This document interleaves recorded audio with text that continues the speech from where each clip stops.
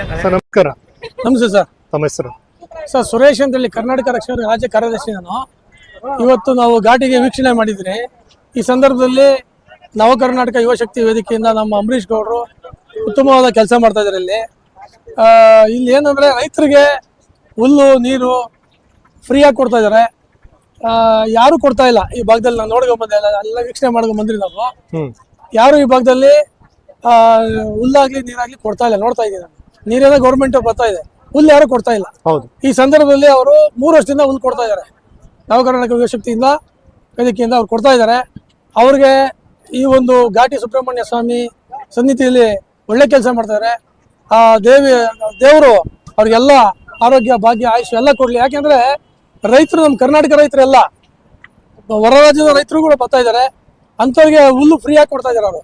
ಯಾಕೆಂದ್ರೆ ದನ ಕರುಗಳಿಗೆ ಮುಖ್ಯವಾಗಿ ಹುಲ್ಲೇ ಬೇಕಿರೋದು. ಸರ್ಕಾರ ಏನು ಅದ್ರ ಬಗ್ಗೆ ತಲೆ ಕೆಡಿಸ್ಕೊಳ್ಳಿಲ್ಲ.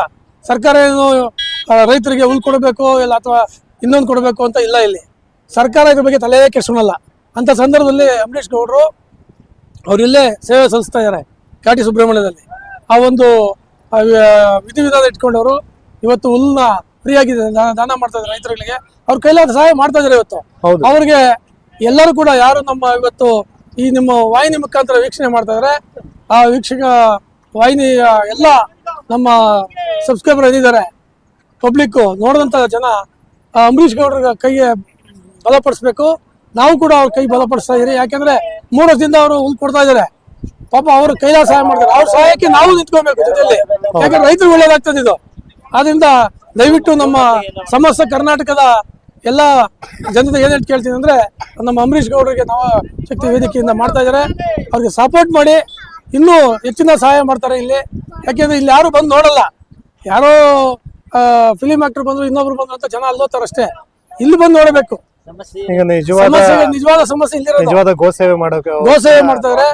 ಇವ್ರನ್ನ ನಾವು ಬಲಪಡಿಸ್ಬೇಕು, ಕೈ ಬಲಪಡಿಸ್ಬೇಕು. ಹಾಗೆ ನಿಮ್ಮ ವಾಹಿನಿ ಮುಖಾಂತರ ಏನ್ ಕೇಳ್ಕೊಳ್ತೀವಿ ಅಂದ್ರೆ, ಯಾರೆಲ್ಲ ನಿಮ್ಮ ವಾಹಿನಿ ವೀಕ್ಷಣೆ ಮಾಡ್ತಾರೆ ಅವರು ಕೂಡ ಈ ಒಂದು ಕಾರ್ಯಕ್ಕೆ ಕೈ ಜೋಡಿಸಿ ಅವರ ಒಂದು ಕೈ ಬಲಪಡಿಸ್ಬೇಕು ಅಂತ ಈ ವಾಹಿನಿ ಮುಖಾಂತರ ಕೇಳ್ಕೊತೀನಿ. ಇಷ್ಟು ನಾನು ಮಾತಾಡ್ತೀನಿ ಸರ್. Thank you.